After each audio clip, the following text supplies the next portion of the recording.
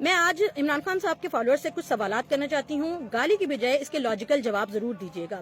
آپ کہتے ہیں عمران خان صاحب نے پناہ گاہ کا منصوبہ شروع کیا، جبکہ فیکٹ اینڈ فگر کہتے ہیں کہ یہ سیلانی ٹرسٹ کا منصوبہ تھا. صرف حکومت پاکستان نے ان کو زمین پرووائڈ کی تھی، اوپر پناہ گاہیں بنانا اور لنگر خانے چلانا سیلانی ٹرسٹ کا کام تھا اور وہی کر رہے تھے. آپ کہتے ہیں عمران خان صاحب نے صحت کارڈ بنایا، جبکہ فیکٹ اینڈ فگر کہتے ہیں کہ 2014 میں نواز شریف صاحب نے صحت کارڈ کا منصوبہ شروع کیا. 2016 تک 2 لاکھ سے زیادہ لوگوں کو اس کا فائدہ ہو چکا ہوا تھا. اس کے علاوہ آپ کہتے ہیں کہ کشمیر جو ہے اس کے اوپر بڑی ایک اچھی پالیسی تھی، جبکہ عمران خان صاحب جب ڈونلڈ ٹرمپ سے مل کے آئے تو انہوں نے کہا مجھے ایسا لگے گا جیسے میں دوسرا ورلڈ کپ جیت کے آ گیا اور اس کے بعد 378 ڈیمالش ہو گیا.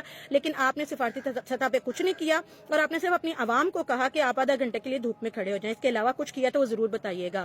چائنا میں جو طلباء گئے تھے عمران خان صاحب کی گورنمنٹ میں، ان کو جو اسکالرشپس تھیں وہ نہیں ملی اور 3 ماہ کی جو اسکالرشپس تھیں وہ کھا لی گئیں اور اربوں روپے کے اس میں گھپلے کیے گئے. یہ بھی ریکارڈ کے اوپر موجود ہے. سمیع ابراہیم صاحب ایک صحافی ہیں جن کا صحت کے شعبے سے کوئی لینا دینا نہیں ہے.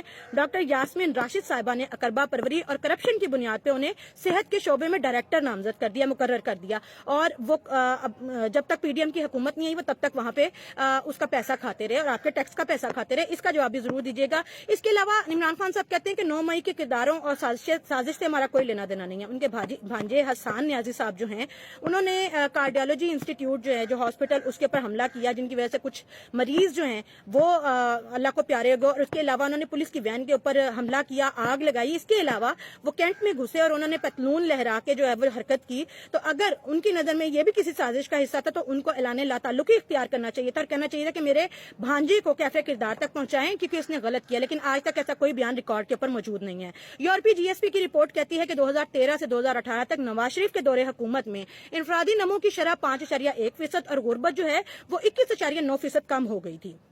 لیکن 2021 میں جو عمران خان کا دور حکومت تھا اس میں معاشی ترقی جو ہے وہ 2.5% کم ہو گئی تھی.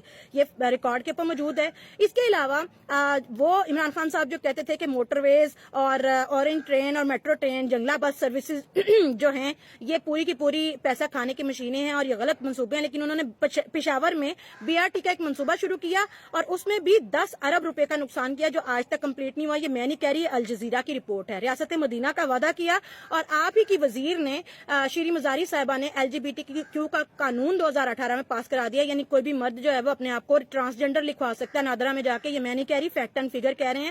اس کے علاوہ آپ کہتے ہیں کہ عمران خان صاحب نے بلین ٹری منصوبہ شروع کیا، جبکہ فیکٹ اینڈ فگر کہتے ہیں کہ 2015 سے 2016 میں نواز شریف صاحب نے پوٹھوہار ریجن میں 3 لاکھ کے قریب جو ہے وہ زیتون کے پودے جو ہے وہ لگائے تھے اور یہ اسی کی کاپی تھے. چلے مان لیتے انہوں نے شروع کیا تھا، لیکن فیکٹ اینڈ فگر کہتے ہیں کہ اس میں بھی اربوں روپے کے گھپلے تھے. پودوں کی قیمت زیادہ بتائی گئی، مزدوروں کی مزدوری زیادہ بتائی گئی اور اس طرح خزانے کو لوٹا گیا.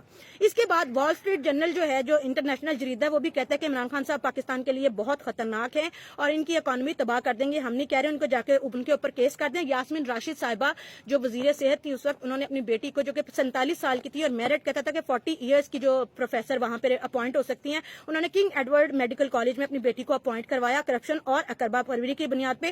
یہ وہ حکومت ہے. عمران خان صاحب کہتے تھے کہ ہم کرپشن نہیں ہونے دیں گے، اقربا پروری کو ختم کریں گے. اس کے بعد اگر آپ کو لگتا ہے کہ ریحام خان، ہاجرہ پانزئی، عائشہ گلالئی انہوں نے کوئی غلط الزامات لگائے ہیں، جھوٹ ہیں، تو آپ ان کے اوپر کیس کیوں نہیں کر رہے؟ آخر کیا وجہ ہے؟ زرتاج گل صاحبہ نے اپنی بہن شبنم گل کو اپوائنٹ کروایا نیکٹا میں. یہ ریکارڈ کے اوپر موجود ہے اور یہ بھی کرپشن اور اقربا پروری کی بہت بڑی مثال ہے.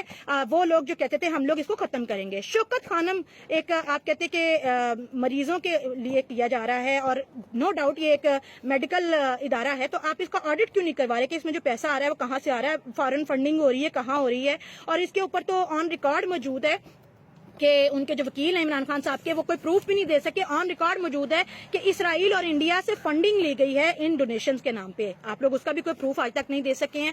اور ریکارڈ مہنگائی ہوئی تاریخ میں اور ریکارڈ قرضہ لیا گیا اور کہا گیا کہ میں باہر سے جو پیسے ہیں جو رقم لوٹی ہوئی ہے اس کو واپس لاؤں گا. یہ نہیں کہا تھا کہ القادر ٹرسٹ کی صورت میں اپنے خزانے میں لے کے آؤں گا. ہونا یہ چاہیے تھا کہ برطانیہ نے اگر پیسہ دیا تھا وہ حکومت پاکستان، ریاست پاکستان کے خزانے میں جمع کراتے، جبکہ ایسا نہیں کیا گیا.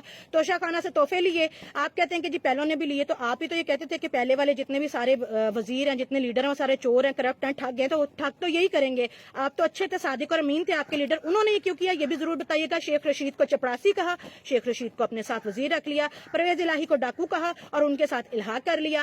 انہوں نے کہا کہ میں ایمنسٹی اسکیم نہیں دوں گا، ایمنسٹی اسکیم بھی دی اور لوگوں کو اربوں روپے کا فائدہ بھی دیا. اس کے علاوہ کہا پروٹوکول نہیں لوں گا، پروٹوکول بھی لیا. کہا پولیس اصلاحات کروں گا. 10 سال کے پی کے میں حکومت رہی اور 3.5 سال پاکستان میں رہی، اصلاحات نہیں کر سکے. کہتے سیاسی اتحاد نہیں کروں گا، سیاسی اتحاد بھی کیا. اس کے علاوہ انہوں نے کہا کہ جی میں اداروں کا سیاسی کردار ختم کر دوں گا، لیکن جنرل باجوہ سے اور فیض حمید صاحب سے خود سے مدد بھی لی جا کے. انڈے کٹے وچھے اور بکریوں کے بچوں کے جو منصوبے تھے وہ ان کا بھی صرف اعلان کیا، وہ بھی آج تک گراؤنڈ کے اوپر شروع نہیں کیے گئے. اور اس کے بعد افغانستان میں جب فوج کا انخلا ہوا تو امریکہ کے صدر نے ان سے کال پہ بات کرنا جو ہے وہ بھی مناسب نہیں سمجھا. مودی کو کال کیے، 370A کی ابالش ہونے کے بعد انہوں نے بھی کال اٹینڈ نہیں کی. خود ان کے عمران خان صاحب کے ریکارڈ کے اوپر بیانات موجود ہیں، وہ کہتے ہیں کہ میں نے کال کیا، میری ان سے بات نہیں ہوئی. تو یہ تو آپ کے سفارتی سطح کے اوپر آپ کے عمران خان صاحب کی ویلیو تھی. اس کے بعد بات یہیں ختم نہیں ہوتی. پاکستان کی 70-75 سالہ تاریخ میں پہلی بار ایسا ہوا کہ اسرائیل جو کہ ہمارا ازلی دشمن ہے، جسے ہم نے آج تک تسلیم نہیں کیا ہے، اس کا طیارہ پاکستان میں اسلام آباد میں لینڈ کیا. یہ عمران خان صاحب کے دور حکومت میں ہوا. کیوں ہوا اس کی آج تک کوئی وضاحت نہیں دے سکا. یا بات یہیں ختم نہیں ہوئی. عمران خان صاحب کے دور حکومت میں ہی پہلا پاکستانی پاکستان کے پاسپورٹ پہ جس کے اوپر لکھا ہوا ہے کہ یہ اسرائیل میں ویلڈ نہیں ہے، اسی پاسپورٹ کے اوپر پہلا پاکستانی جو ہے وہ اسرائیل جاتا ہے. یہ کیسے ہوا، کیوں ہوا، یہ آج تک کوئی جواب نہیں دے پایا. آپ ضرور مجھے جواب دیجیے گا اگر گالیوں سے فرصت مل جائے گی. اس کے بعد خیراتی ادارے کی جو رقم ہے، جو شوکت خانم کی رقم ہے، وہ عمران خان صاحب کے ذاتی اکاؤنٹس میں جاتی ہے. اگر وہ ڈونیشن ہے اور وہ مریضوں کے لیے آتا ہے اور مریضوں کی فلاح و بہبود کے لیے آتا ہے تو عمران خان صاحب کے ذاتی اکاؤنٹ میں کیوں جاتا ہے، یہ بھی آپ نے ضرور بتانا ہے مجھے. اس کے بعد آپ کے جو عمران خان صاحب ہیں ان کے اور ان کے جتنے اکاؤنٹس ہیں ان کا جو رابطے ہیں وہ اسرائیلی فنڈز اور انڈیا کے جو جاسوسی ادارے ہیں ان کے ساتھ ملے ہیں. ان کے پروف موجود ہیں، ڈاکومنٹڈ پروف موجود ہیں. آپ اسے بھی ضرور ڈینائی کیجیے گا. سعودی عرب سے عمران خان صاحب نے تعلقات خراب کر لیے، یہ آن دا ریکارڈ موجود ہے. ملیشیا سے ان کے تعلقات خراب ہو گئے، انڈیا سے تعلقات تباہ و برباد ہو گئے، امریکہ سے تعلقات خراب ہو گئے، ایران سے خراب، قطر سے خراب.